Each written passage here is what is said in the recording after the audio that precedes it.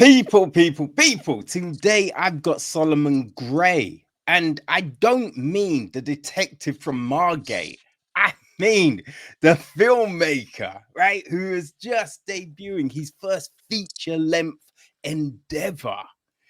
And Solomon, firstly, welcome to the podcast, my friend. I'm Thank you glad for you having me. by. Tremendous, but what is wrong with you, man? I need to ask, what is wrong with like your film?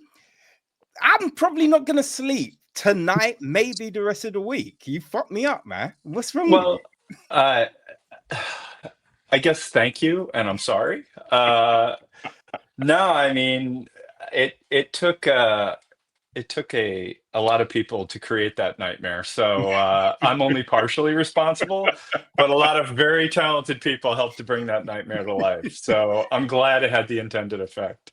Hey, your name's at the head of the sheet, so I'm blaming you. You know what I mean? Fair enough.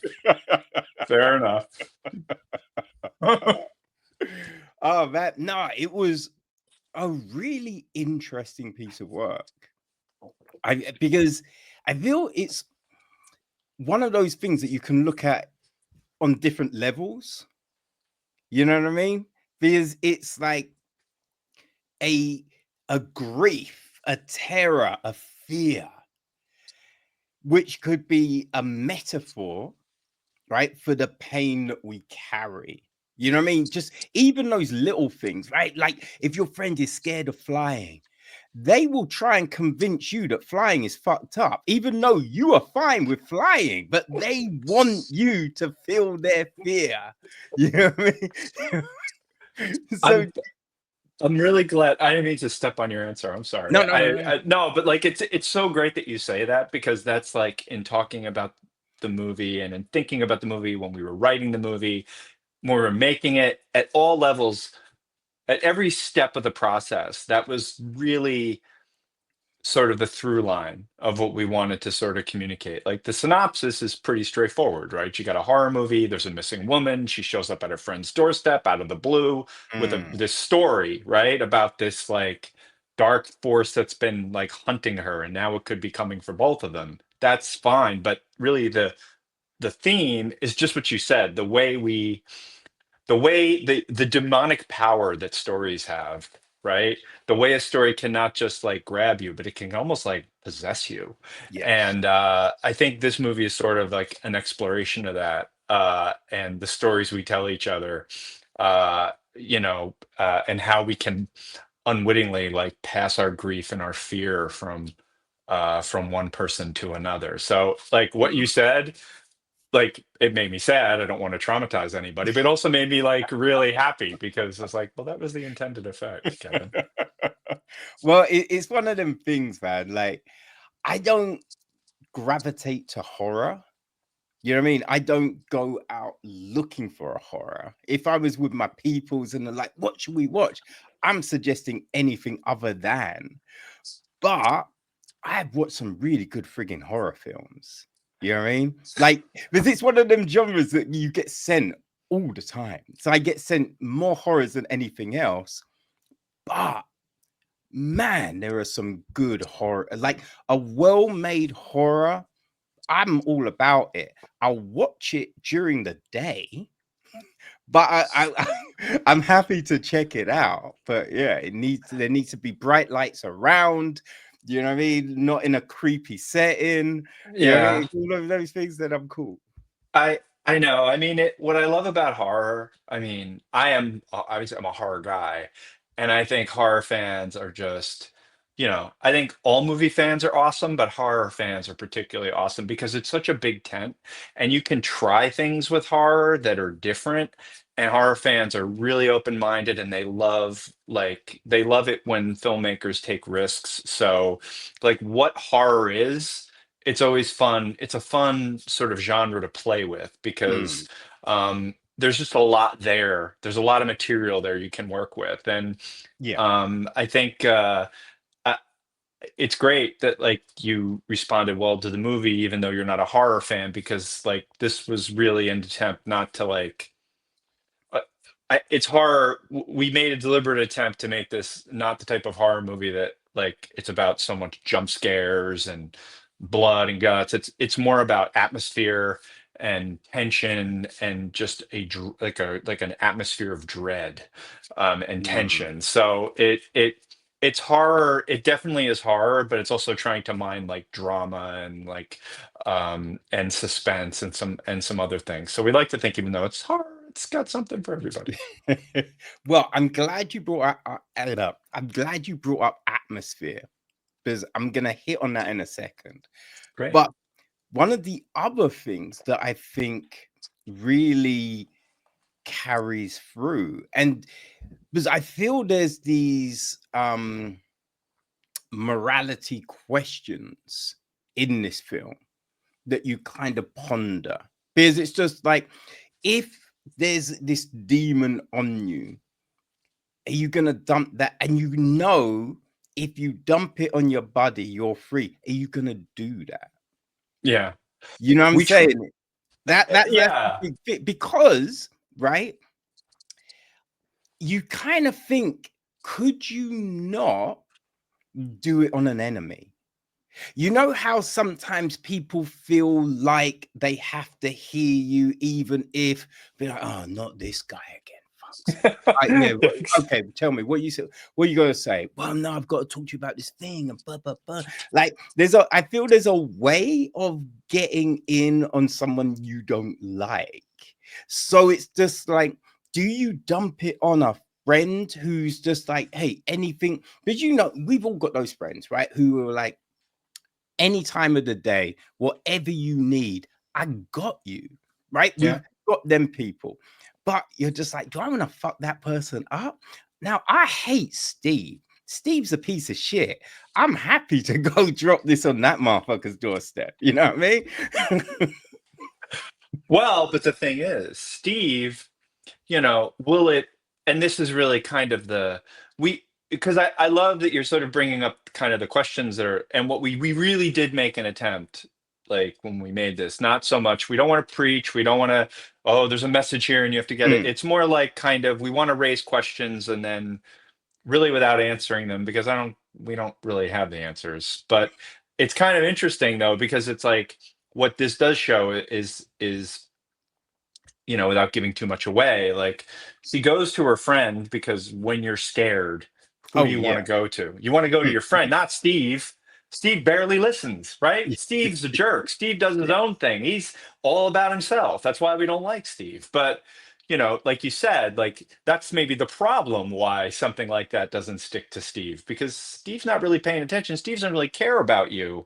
So it's Mm. precisely the fact that I care about you and I'm opening up to you and I really want to hear what you have to say and I really want to empathize with you. And that empathy is almost like a door that opens, right? Yeah. And I think that was sort of the um that was sort of an interesting aspect of this that we were about this movie that we were sort of playing with without necessarily like it was an element that was there that people if they see it can pick it up and kind of think about it but Yeah. not really preaching. Well, I think the thing is, right? It's your friend is gonna follow through with next steps. Right. Will Steve? Because there's those times when you'd be like, no, of course, hey, you need this thing. I'll speak to my boss. Like, I'll speak to my boss. We'll get it hooked up. Don't worry. I'll call you in the end of the week and I'll let you know what he says. I ain't calling my boss. Fuck, I ain't calling my boss. I'll forget to give them a call back at the end of the week. Like, Right. Steve might not follow through, but Right. your peoples are going to follow through, which is and then you've got that thing. I forget where I heard this. And maybe I didn't even hear it. Like, it could be one of them, but um, it's like it works because it's a loved one, right? If there's no attachment, the thing doesn't stick.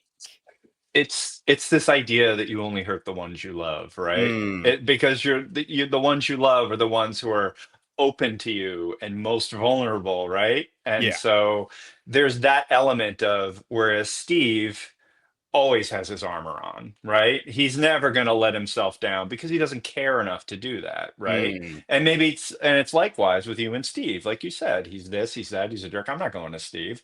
So that kind of armor is actually protective. Whereas if yeah, it's someone you care about, all that armor comes off and you're like, yeah. what can I do? I feel safe with you. What can I do? And that's precisely where you're most vulnerable. Which is it's a reason why I loved the callback at the end of the film. That was it's sad, it's twisted, but boy, you're just like, oh, right, when with Sarah, like that, right? Yeah. Oh, I'm Like, glad. I'm really, yeah.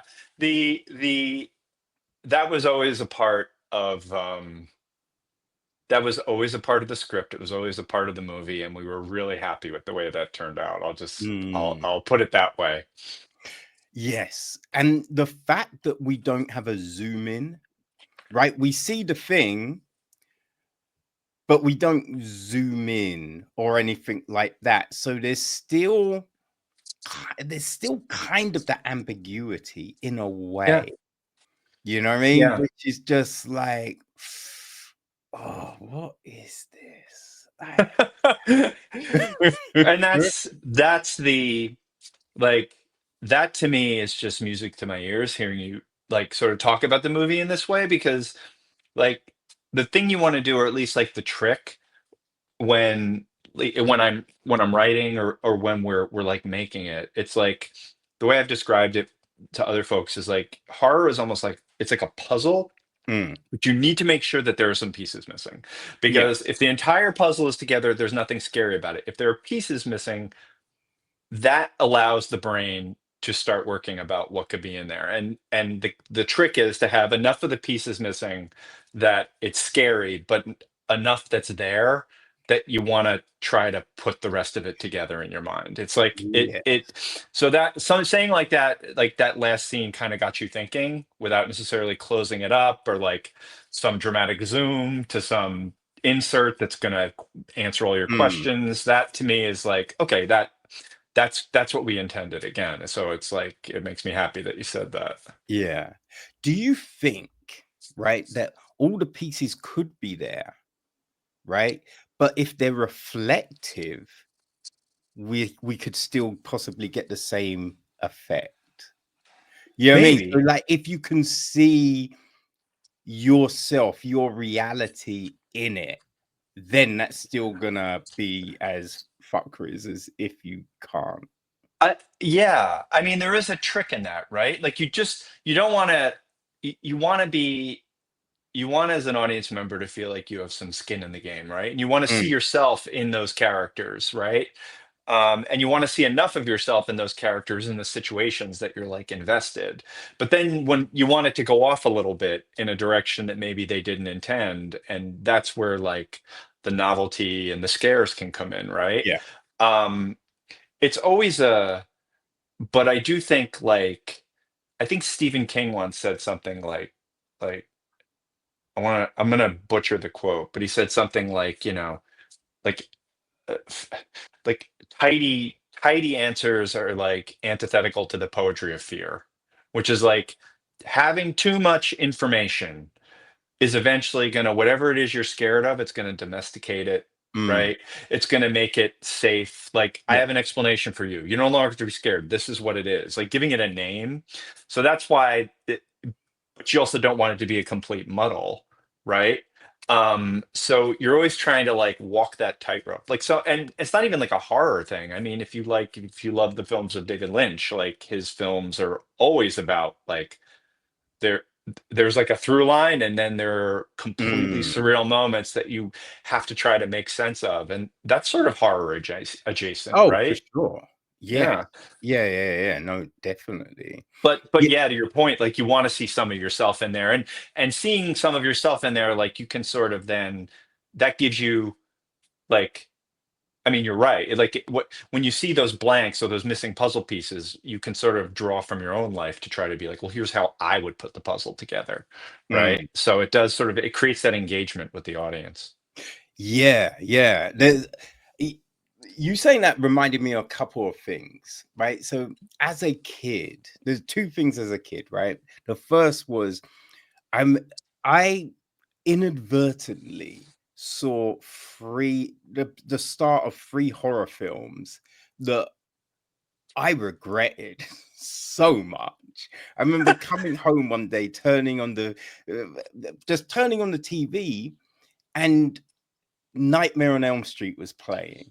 Oh God. And so I see the scene where I think he's chasing someone down the alley, and then the girl's in bed, and then she wakes up and she's on the ceiling and he's fucking with her guts. And Yeah. I wanted to, and it's one of those because I'm like, I don't know, 6, 7, something like that. And it's just, you wanna go, but you cannot move. And I'm just Yeah. like, TV break, just stop right now. I'm just like, this needs to stop. And I just couldn't move. I'm just like, Yeah. Jesus Christ. So that I remember walking in on the bit of American Werewolf in London Yeah. when they're in the pub and they leave and they go on the moor, and then the werewolf comes and rips the dude up. And I'm just Yeah. like, fuck. And then, I mean, I don't even know why I kept on turning the TV on after this point, but the beginning of it, the TV, it was the TV Oh, movie, the wasn't original one. Yeah. yeah. And you see a clown, you're just like, I mean, this is fine, right? So the clown, and then the kid drops his balloon, and he's looking, and the clown, and we're like, oh, how is the clown down there? Not thinking, why is a clown in a sewer? That should be the first fucking question. That's a dumb kid, Solomon. You know what I mean? That's the first question you should be up. Why is a clown in the sewer? But it's just like, oh, and then suddenly he reaches and gets dragged in. And the Yeah. thing being, so I could not go near those films after that. But I remember seeing it when I was a lot older. And then you get to the end, and it's just that weird light spider. And I'm just like, I'm not scared of this at all now. And I was fine, right? Which goes to what Stephen King was saying. It's why it's why so many horror movies, the killers wear a mask, right? It's like, it wouldn't be by not being able to see what this is and who this person is, or to like know what's behind that, it creates a lot of dread. It's a lot of confusion, a lot of what you're literally staring at the unknown, right? Yeah. And so I do think that's like sort of like baked into a lot of horror. And we definitely tried to like not just do that in sort of the visuals, but also just the narrative, to try to have enough that's unspoken or not over explained. Like earlier versions of this script were I will say, the first draft is much more, there's a lot more like explaining and buttoning things up.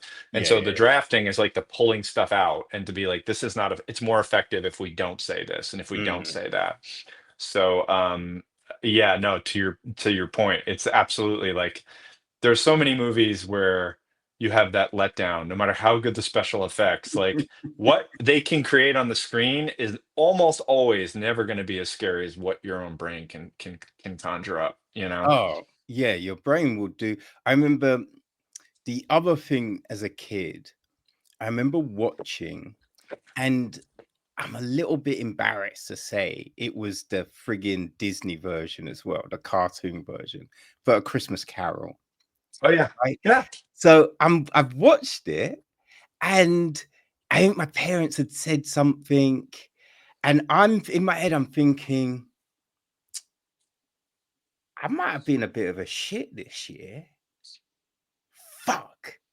Jeremiah's coming. Fuck. And so I spent like most of the night underneath the sheets, right? Because obviously they're going to protect you if something bad's coming, Right. right? Right. And the moment I stuck my head above, there was something at the end of my fucking bed. There was something so I did not, I'm dying for the loo. but I'm just like, I cannot move. So I'm just under the sheets. I'm thinking when it gets light, maybe then I can get out. Right. So in the morning, I get out of bed. Yeah, there was something at the end of the bed. It was the Christmas stocking with a teddy bear on top of it, right? Oh But my from my God. bed, from back in my bed, I'm all I see is this big silhouette, and This I'm like, "Fucking Jeremiah's there!" Oh shit! That's actually somewhat terrifying.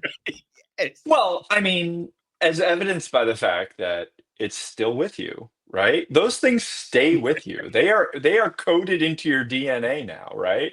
And we all have them, right? The stories are different, but the effect and the way it holds us, like possesses us, that Mm. that is the same, Oh, for right? sure. The way we carry, like you said, the way you said in the beginning, like the way we carry these sort of these fears with us is it's kind of fascinating. Mm. And just like all those things you said, it's like those are things that happened to you when you were very little. I'm very sorry that you had the television station apparently permanently set on, like, I don't even know what station. I know, it's just so crazy.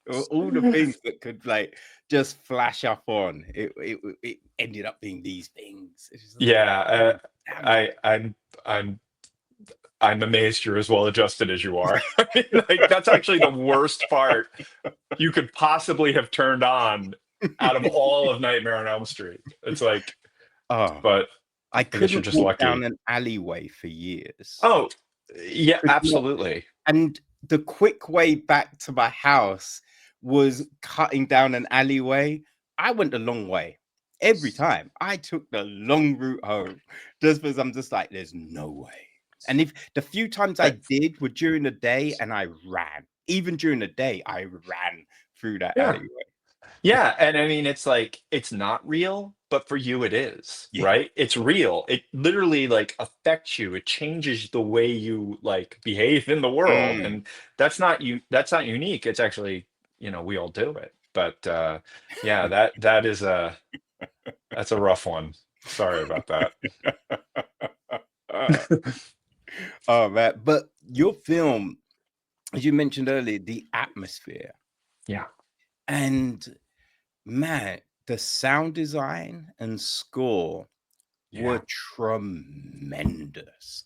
Oh my, Right.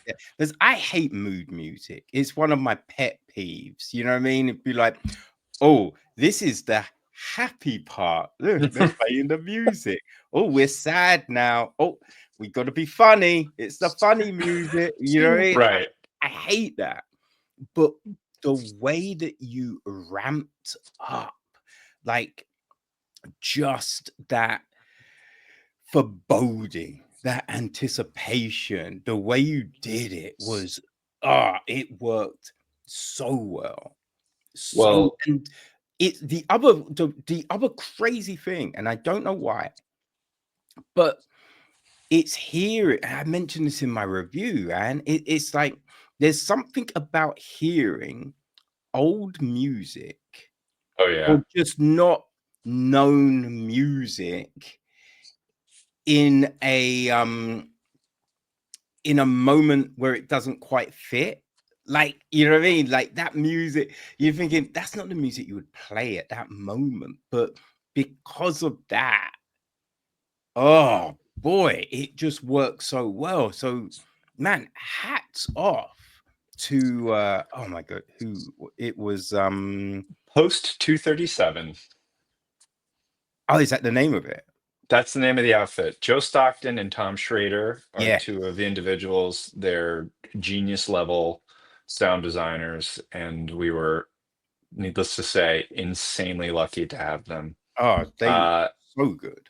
they crushed it. I mean, Mm, they what was great about this is we all, it really did feel like every element of this was working, sort of pulling on the rope in the same direction, and we were all very, like, it was a very deliberate choice that we all made, that this is sort of a lot of this story, a lot of this movie is basically two leads. One is telling the other this sort of wild story of what's happened to her and this horrifying thing that's stalking her. And we wanted the house to be almost like another character, and we wanted the music to kind of be almost another character and almost make the house from something that was relatively warm and welcoming to something that is increasingly feels like a little bit more Yeah. menacing, a little more threatening, a little more. And as the movie proceeds and as the story proceeds, it starts to feel a little bit more like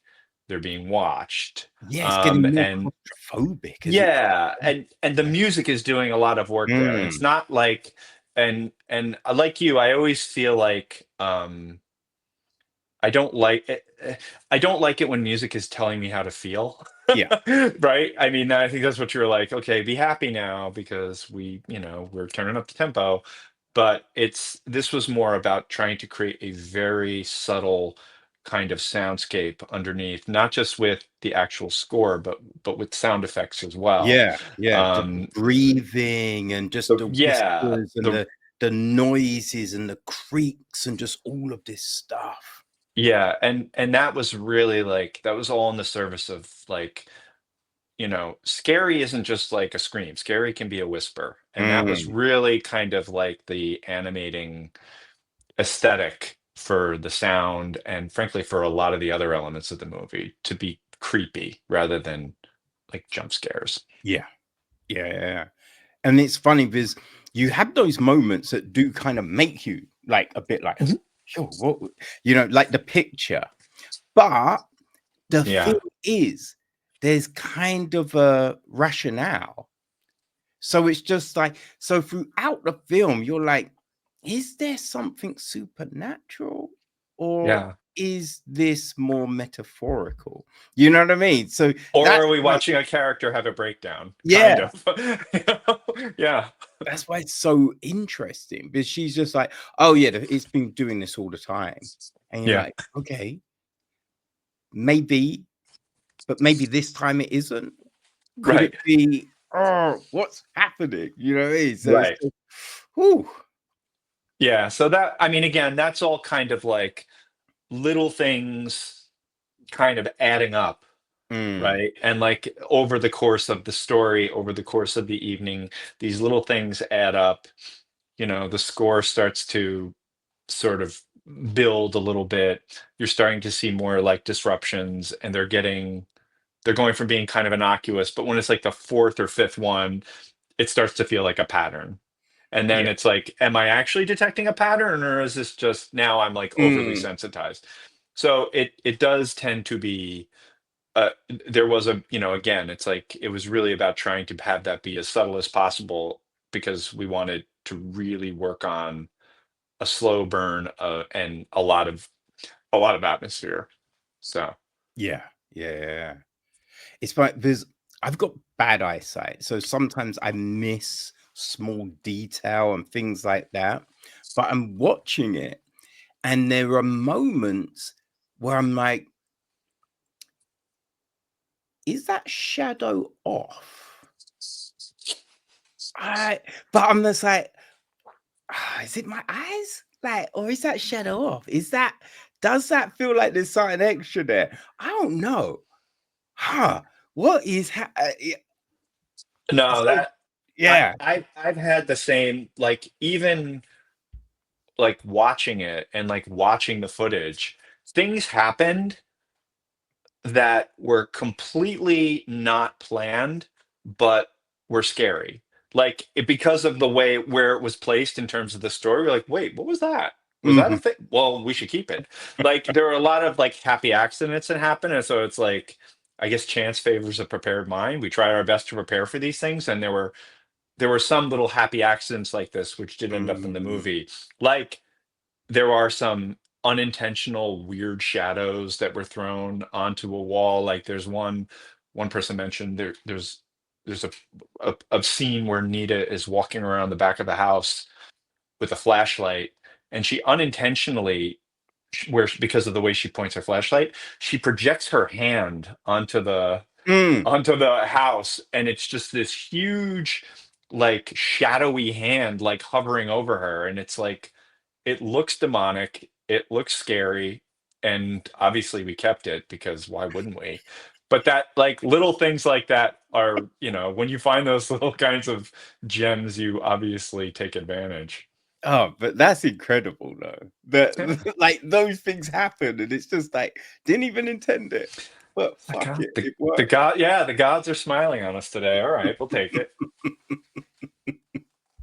Oh man, like being your feature debut, what was the like aspiration coming in? Like what was the fear of what it could be? I mean, it is, it is, I don't, I mean, I don't, oh, that's such a big question. It's one, it's a good question. I mean, I go back and I think about it, and honestly, it really starts,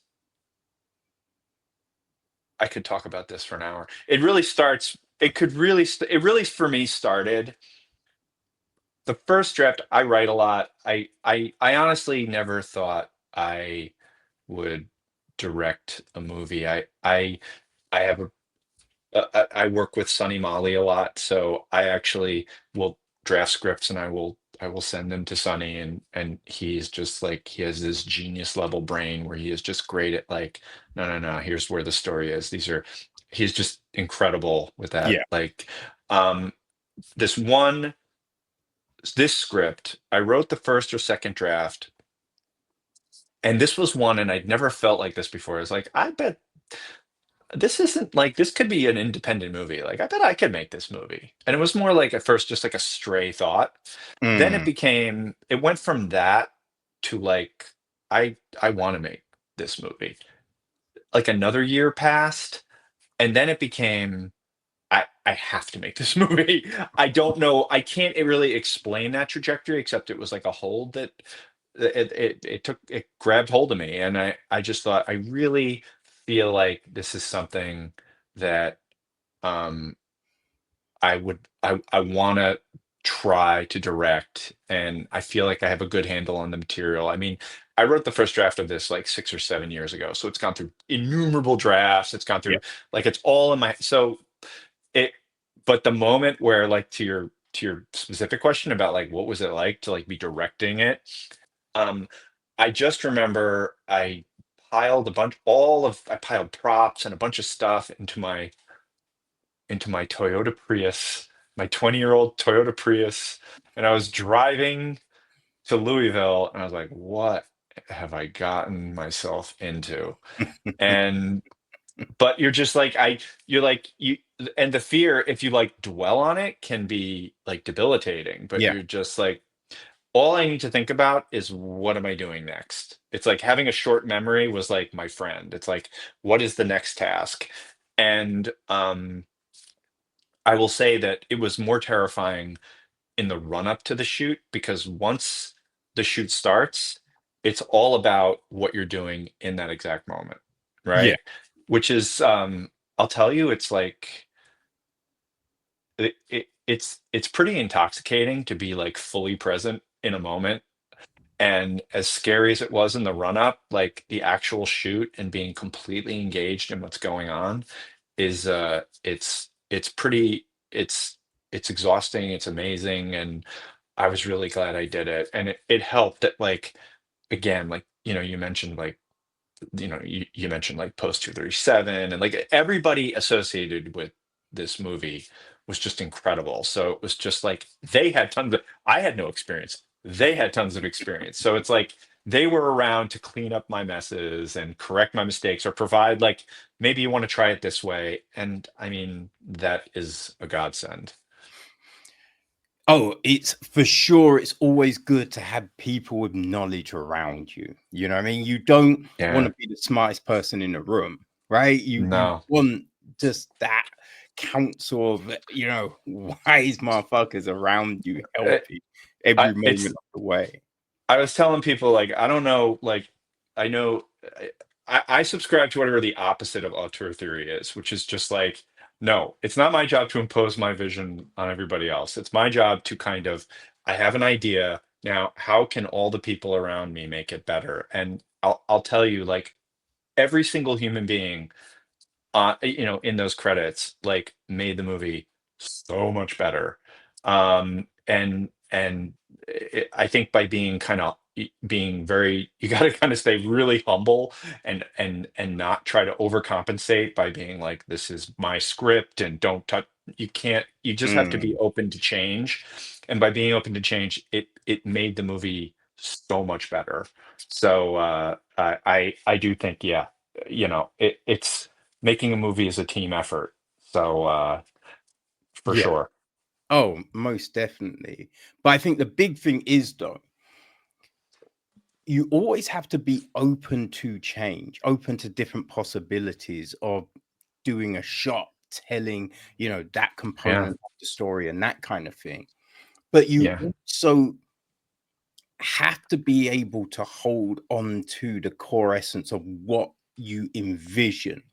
Because Yep. there are people that will be like, I don't like the beginning, Solomon. I feel we need to start like this. And you know Yep. what? I kind of think Rachel should be a guy. So let's Yeah. change Rachel to Tim. And you know what? That other bit, let's just set it in a mansion rather than a normal house. And let's do, you know what I mean? Mhm. And if you just be like, oh, great idea, great idea, great. Now, what was the thing that you tried to do? Like it's no longer your thing. Correct. And that is the important, like, that's the important caveat is like Mm, you have to be open, but there is this like core. You have to kind of um you gotta kind of be the protector of like the theme and the essence of the thing. yeah. But that's also when you're lucky to have like a cast and a crew who've like, if you're all aligned and you all kind of are on the same page, you've had the conversations, hey, we all know what this movie is about and what we're trying to do here, and you know where the destination is, how you get there, you can take the scenic route and at least try it, right? Mm, But it really, like you said, if you have people who are just not fundamentally on the same page about what the movie is, yeah, then you can get notes and changes that are gonna cause like style drift, where all of a sudden this movie starts to become something else. yeah. Wait, it was a horror movie, now it's a buddy comedy. What the hell Mm, happened, right? So you kind of have to be like, wait, this is like this doesn't work, you know? So there was and to the extent like we didn't like take notes or we like tried it and we were like, this just doesn't work. It was generally because of something like that. yeah. Yeah, no, I think you want people that are trying to elevate you rather than downsize you, you know what I mean? And there's people that will Absolutely. go, well, I've always wanted to make a film, but I never got round to doing it. So I'm just going to subvert this and this will be my thing. You know what I mean? Rather than, Yeah. man, I want to help Solomon succeed, right? Yeah, yeah. I mean, I've been super lucky, obviously. I mean, I think um I can honestly say that everybody associated with this movie has just been like incredible and like a real boon to the final product. So I haven't really had it was a great, like, I'm just gonna tell Kevin that everyone was great, but deep down, this one over here was toxic. It was like there was nothing like that. Like, but I can totally see though, because the movie has so, I mean, like making any kind of a movie is a huge challenge, right? Mm, But if you have like you don't have a lot of uh sort of harmony on a set, or if you have a lot of like conflict on a set, I can only imagine what that must be like, you oh, know. man. This was Yeah. an independent movie. We didn't have a huge amount of time. We had a very aggressive shoot schedule. Um we needed a little bit of luck to frankly get it, get things done, and we had it. But I could easily see like if you had like some kind of a falling out among the cast or the crew, how that could just really create the kind of tension that just slows a shoot down or just degrades the product. But um and then something that's challenging in the best case scenario can become all but impossible. But Mm. we, knock on wood, we didn't have that, and it was just, we had like challenges like our final day of shooting. Um, there was like this wild snowstorm that was coming, and we were like, are we gonna get this shoot? It Mm. held off. It literally started snowing, like, I think, like a couple hours after the shoot ended. Like, Ooh. I raced home because Prius isn't good in the snow, Kevin. So I was racing this snowstorm from Louisville back to New Jersey. And Sonny actually, I think, he ended up getting, like, they got like iced in for a couple days. So it's like, but we got the footage, and we we wrapped, and everything was great. So we had those kinds of challenges. We had Yeah. a storm and a light broke. Like, those were challenges. Like, I mean, not like people not getting along and giving bad notes. It was surprisingly uh frictionless in that regard. That is good. Yeah. Yeah, it was a blessing. Because I think sometimes you'll watch something and you'll go, this should have been really good, but I don't know, it seems kind of weird. And then you hear there was mad tension behind the scenes, and the studio got involved, and then and you were like, oh, that's why. That's why it doesn't work. Okay. Yeah, I think this is like, I mean, I don't have a deep well of experience, right? This is my first feature, but like, we had, like, it's an independent movie. We had this punk rock aesthetic. Like, all right, man, we're gonna do it. We have less money, but we have more love, and we're just gonna get it done. And that really did kind of carry things through to Mm, the end. And again, so it was a pretty it was a pretty, like, drama free, like, set. So I was very grateful for that. yeah, definitely a good thing. Yeah. How was the casting for this? Because, yo, I mean, these two leads were Haley and Sharmita just killed it. They were so good as Rachel and Nita. So, like, how was that casting these? Words fail with both of those. They were both, I mean, Haley and Sharmita were just like, it was hard even while sort of watching them through the monitor not to just like disappear into the performance, even at the time, because Mm, but uh Sharmita, like, Haley, Sonny had sort of known about Haley, had shown the script to Haley. She responded well to it. So, like, we knew immediately. Haley's job, like, she has to tell a very long story, and she yeah. really has to, like, embody it and do it believably, right? And then Sharmita, we found pretty quickly, because once we saw her, we're like, oh my God, we have to, she is the one. Mm, Um, her challenge was like, she has to, like, listen. It's all, they're just different, they're like different acting challenges, but like, she has to, like, react. She has to listen, and yet we have to watch the story having an effect on her slowly over the course of the evening without necessarily using words. So they both were amazing. Their chemistry together was amazing. They were great.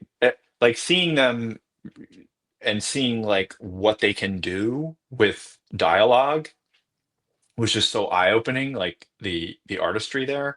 But I'll also say that not only were their performances outstanding, but they were instrumental in helping to sort of craft the dialogue, because they needed to kind of own their lines in a way yeah. that, there's something, I can write something down and to me it sounds like music, but then when Haley says it and it feels clunky, well, okay, how would you say it better? And that's also kind of what being open to change is about, because Mm, Haley in that moment is starting to embody this character. She'll probably think of a line that's better than what I thought of in the moment. Um, and what I love about their performances, and like, um, I'm I'm a horror nerd, but I'm also a film nerd, and really this movie is an attempt to kind of do a My Dinner with Andre, but for horror. Like the idea of two people in conversation as drama, but instead of the story being about what has Andre been doing with his acting troupe, it's more like, so why haven't you been at work lately, Rachel? Mm. What happened to you? And it's a scary story instead of a more like existential story. And that won't work unless the actors are just in the zone, and they were both in the zone. I'm watching it even today. I'm just like knocked out by how great they are.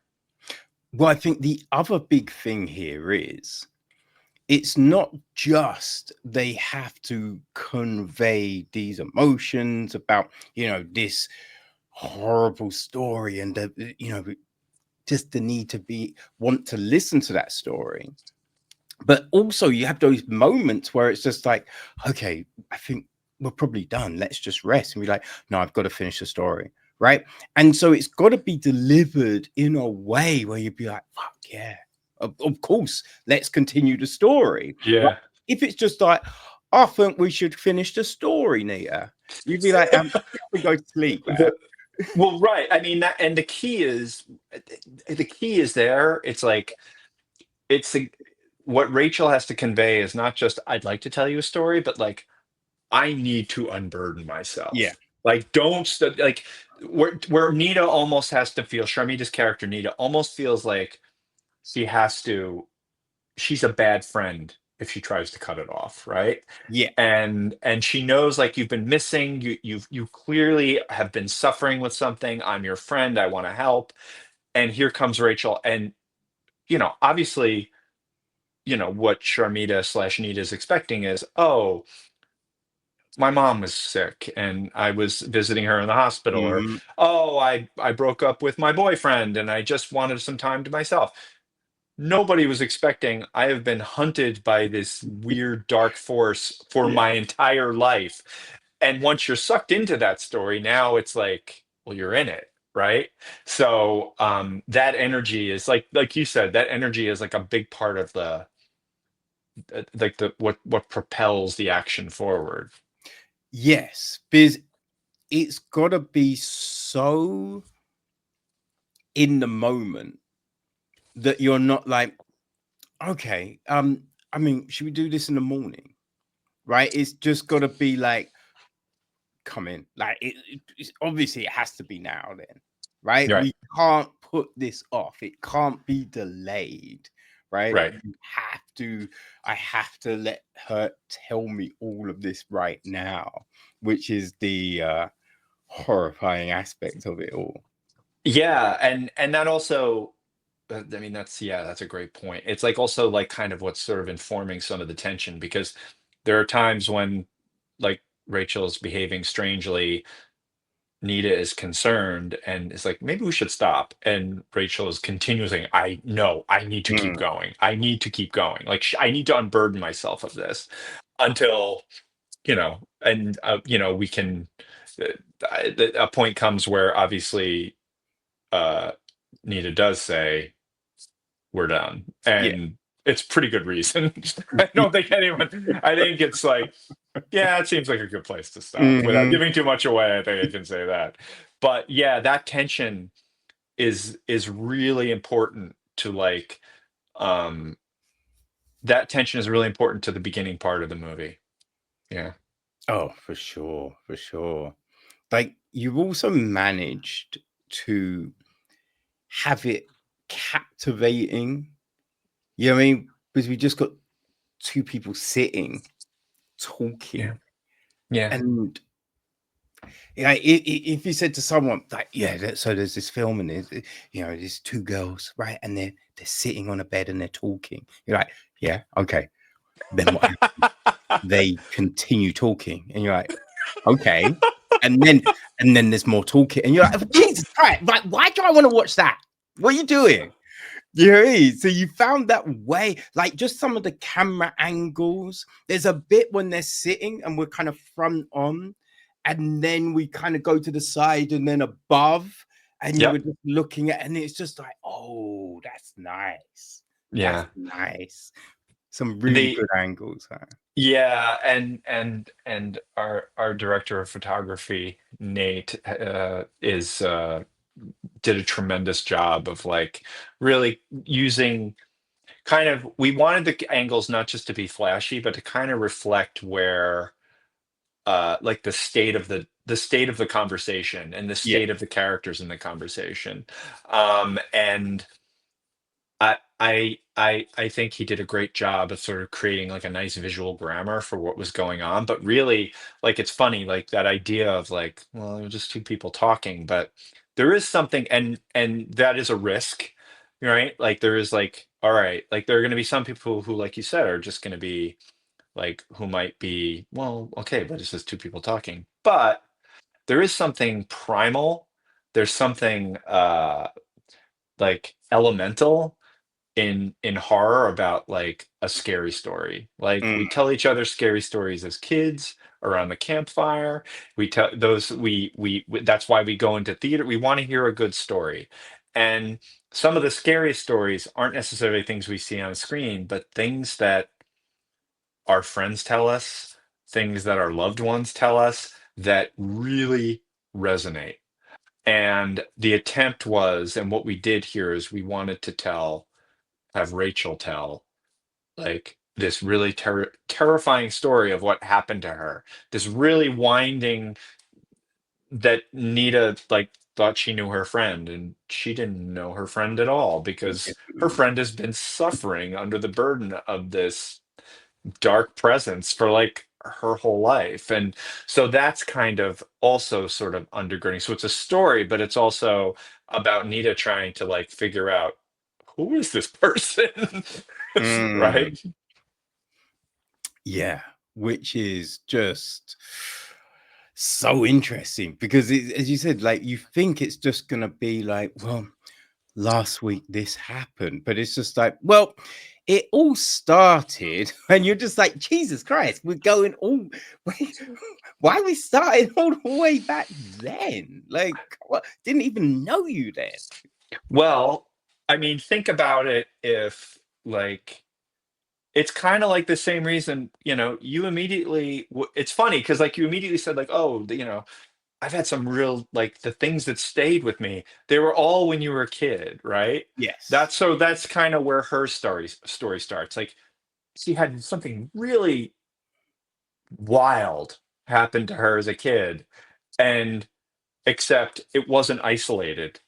it it would keep going Mm, and building, and every time she thought it was over it would start again. So those kinds of peaks and valleys make kind of give the story a little dynamism, but it also feels relatable because I do think what you experienced is like, I mean, the specifics are all yours, but we all have that childhood trauma, those like those lessons that life teaches us about what it means to be afraid, right?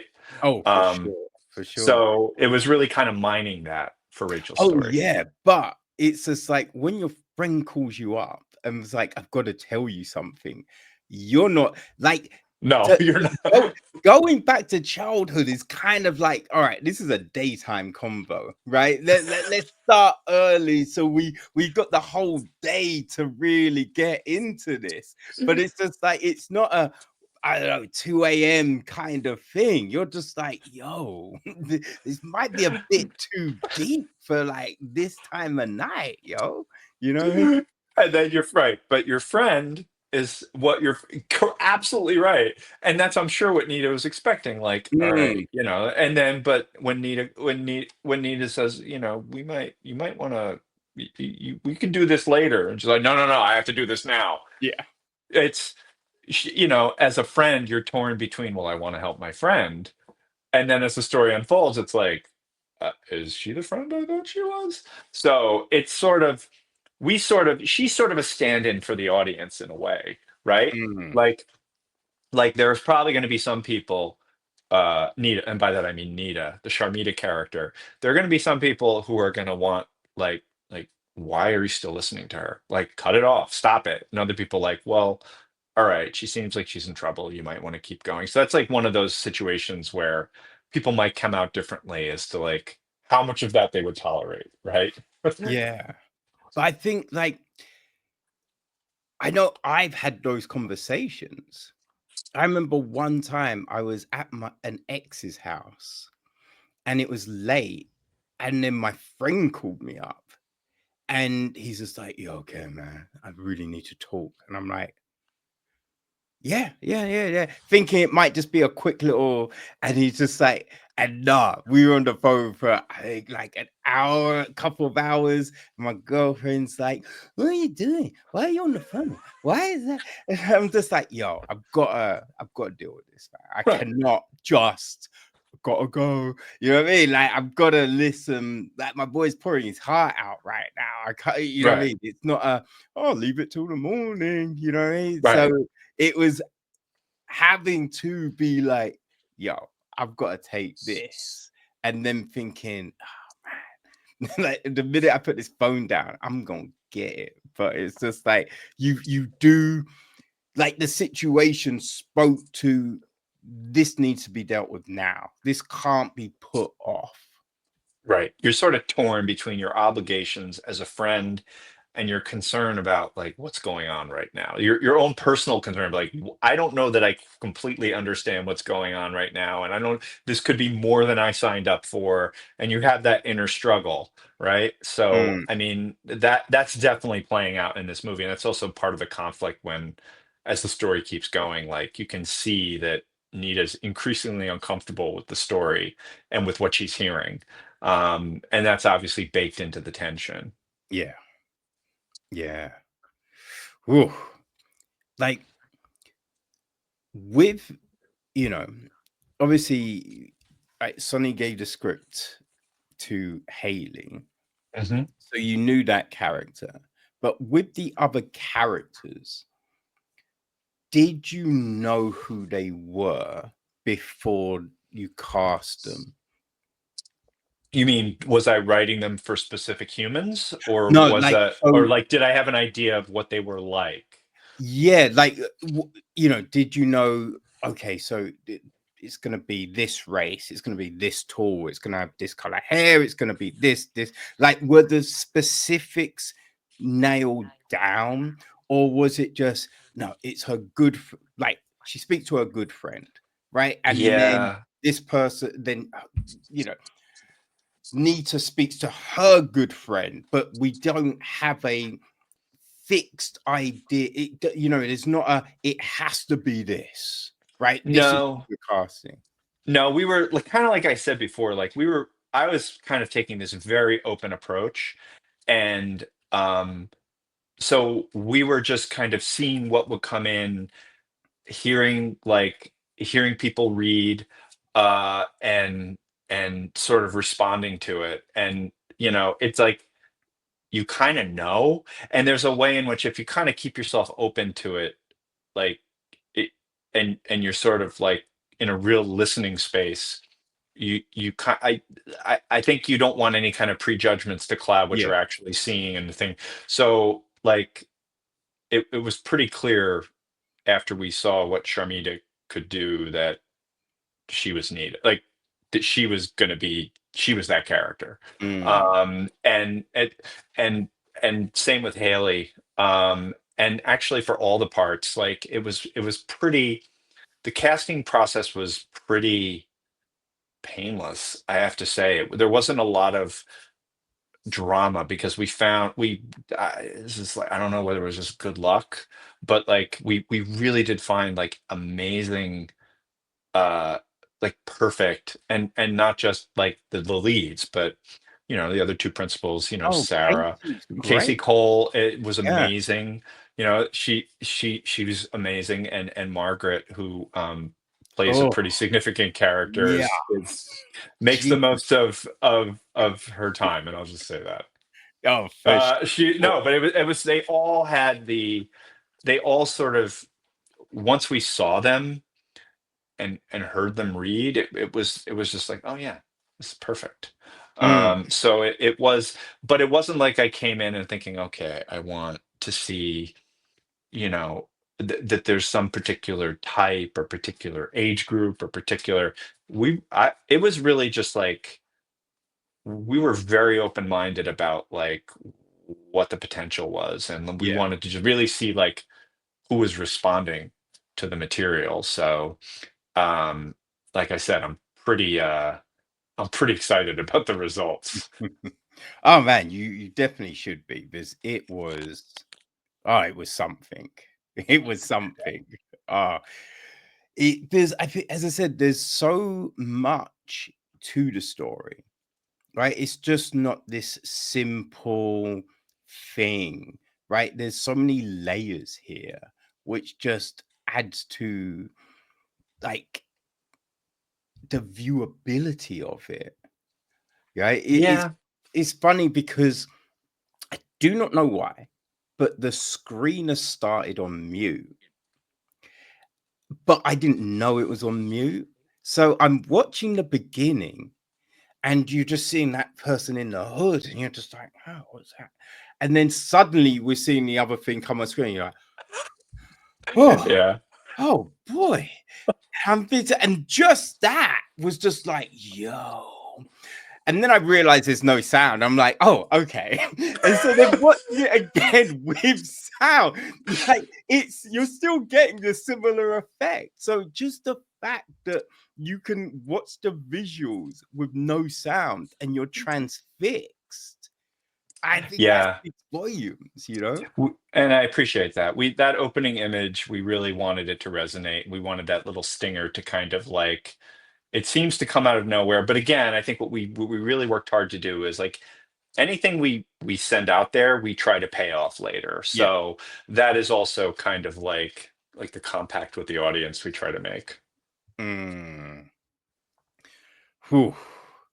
I think as a filmmaker, right? Like, and I think there's making the first film, you Hmm. know, and we see a load of people make a great first film, and then it's like with music, right? Because it's always like with rap, someone will drop a great first album, and then it's like, what's the sophomore effort gonna be like? And then it's just like, ooh, oh, that doesn't work, or that Right. sounds very much like the first album, you know. Right. So there's that, but then it's also finding your voice, right? Like, who am I as a Yeah. filmmaker? Because we look up to people, we aspire to be, you know what I mean? You hold certain people on this pedestal.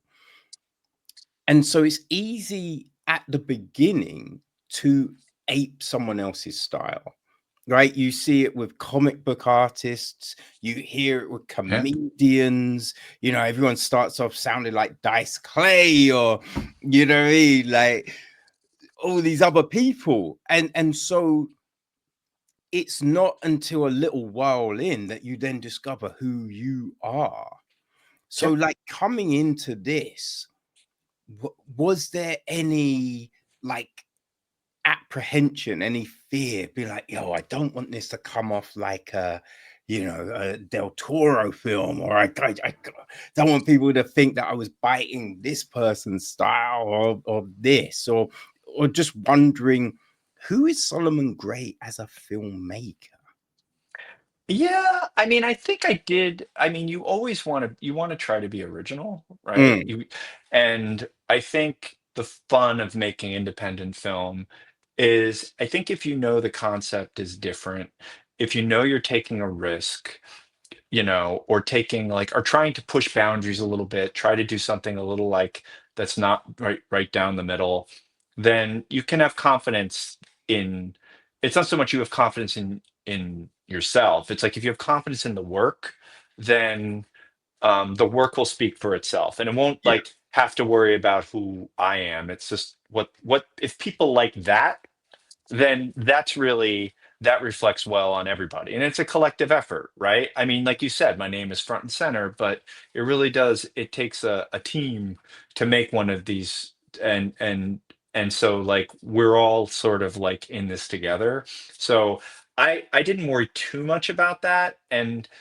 I'll say the other thing that helped is I've been writing scripts for like 15, 20 years, on and off. Mm, And so um, you kind of have like confidence in your voice as a writer.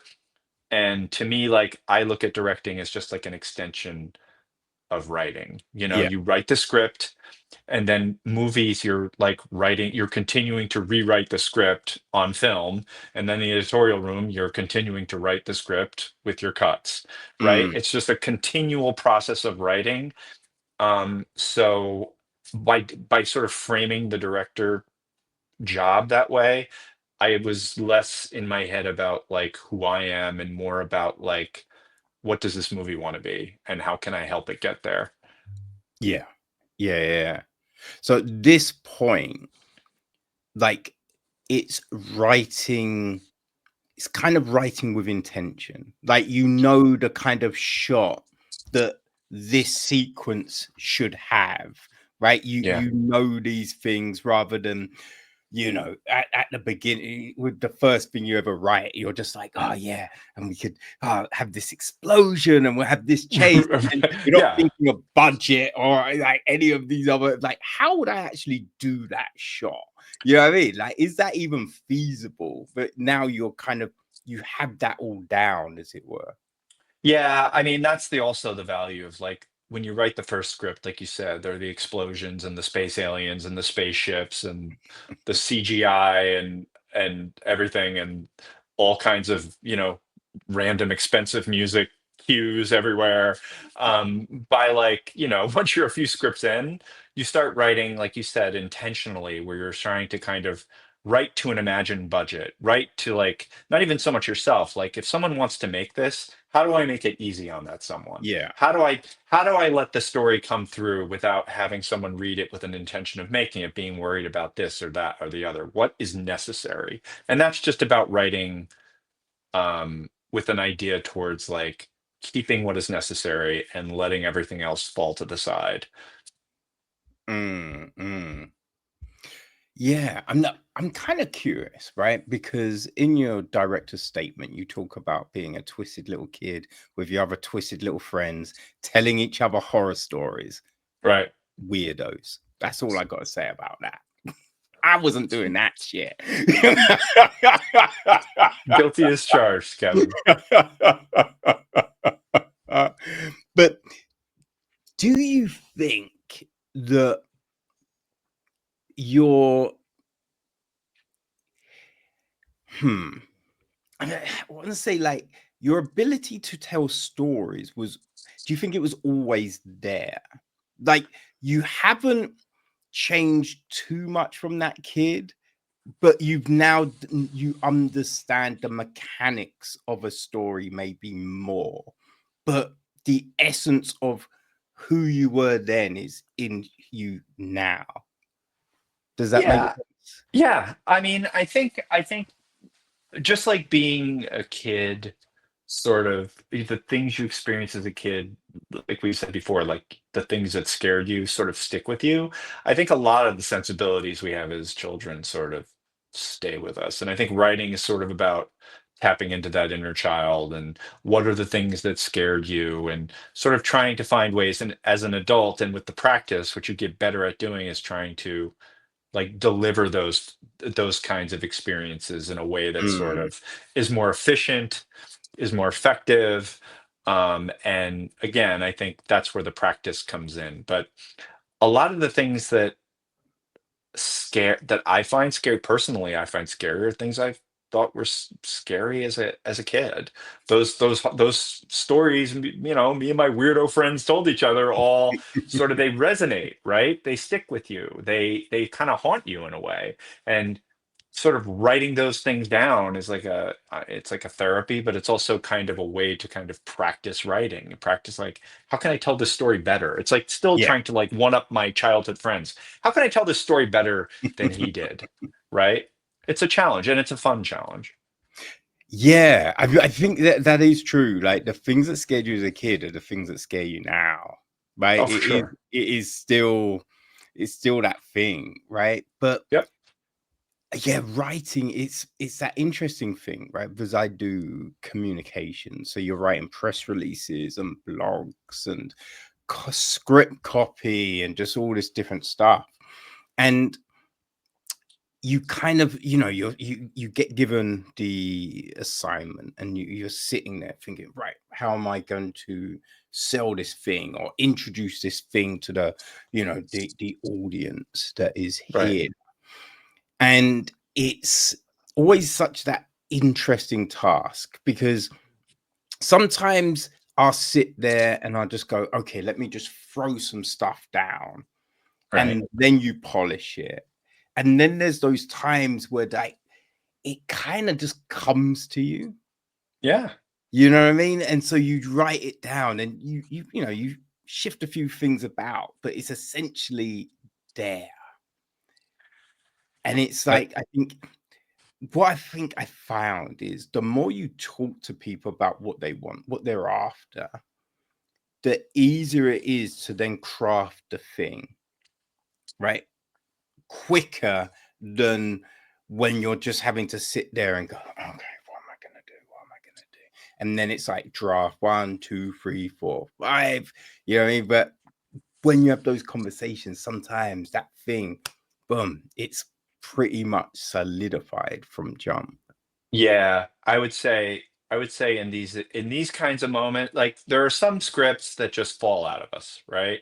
And there are some scripts that just it's like surgery to Mm. extract it out of us. Yeah. But, I mean, to me at least, it's still very mysterious how I'm able to sometimes write more easily than others. If I knew, I would just like if I knew how to do it easily, I would replicate it, but for some reason I'm just not able to do it.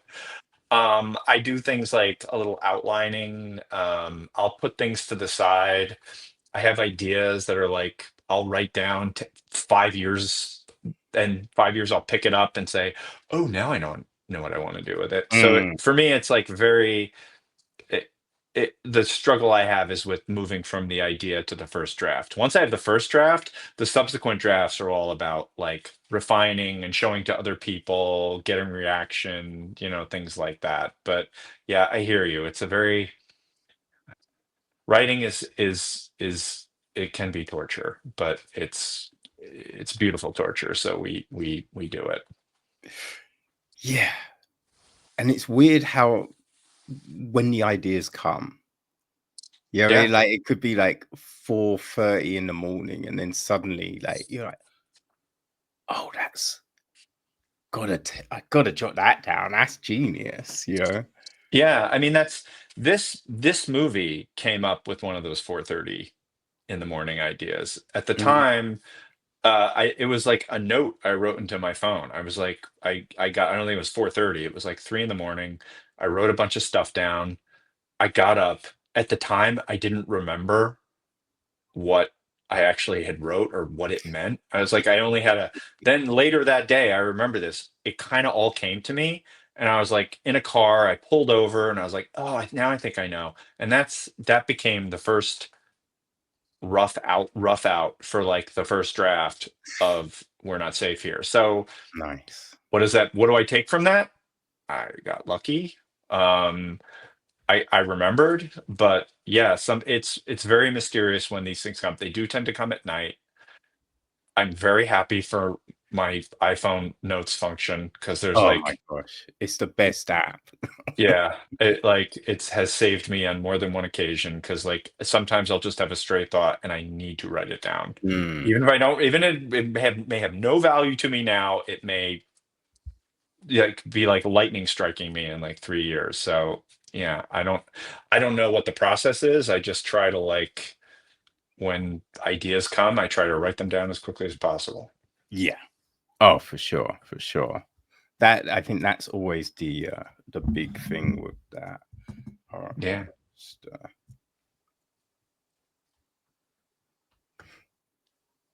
oh, okay. I think you might have to go to another appointment. So let's Okay.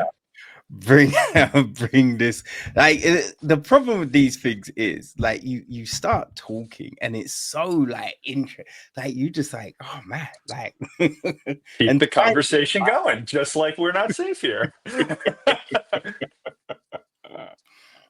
oh man, so how can people get to see this film?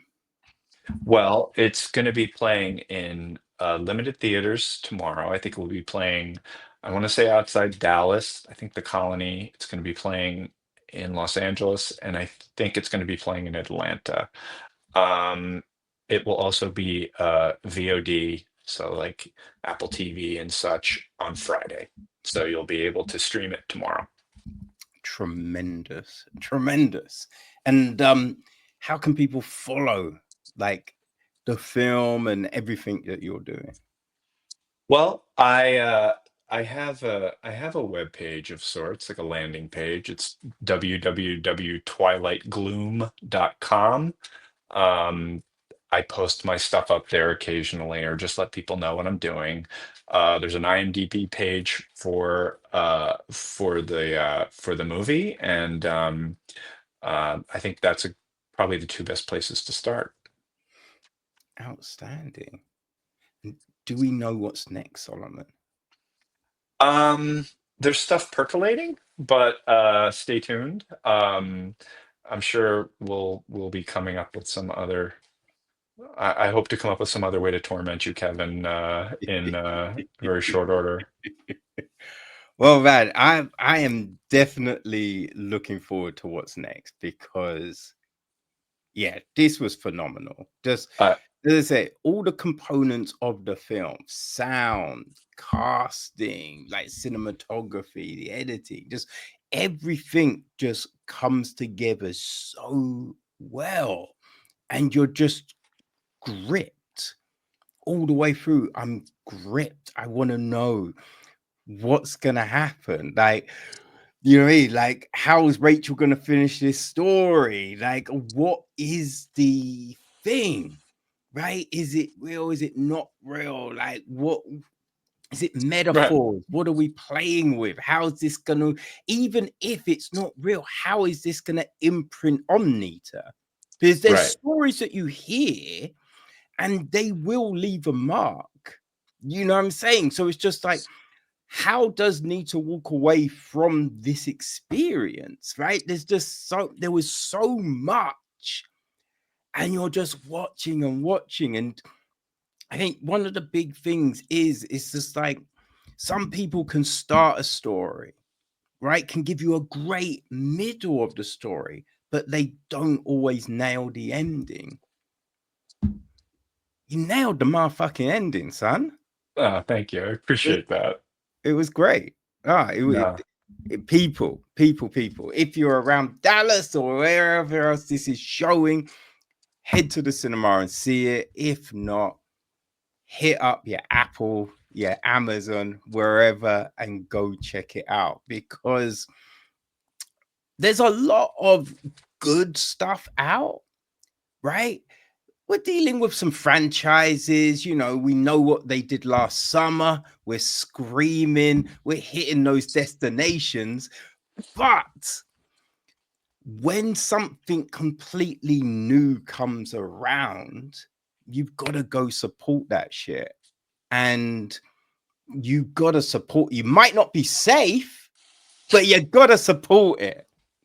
Yeah, right? Maybe a film with seatbelts, a safer film next time, Solomon. But I'll try. No promises. well, whatever you write, I'm there for it, man. So, hey, keep it coming and congratulations on this because as a feature debut, knocked it out the park, man. You knocked it out the park. I really appreciate that, Kevin. We really, we all worked hard on it, and it's great that you enjoyed it. Thank you so much. No worries, man. Thank you for your time. Thanks for stopping by the podcast. Really appreciate it, man. Thanks for having me, Kevin. All right, take it easy. You too.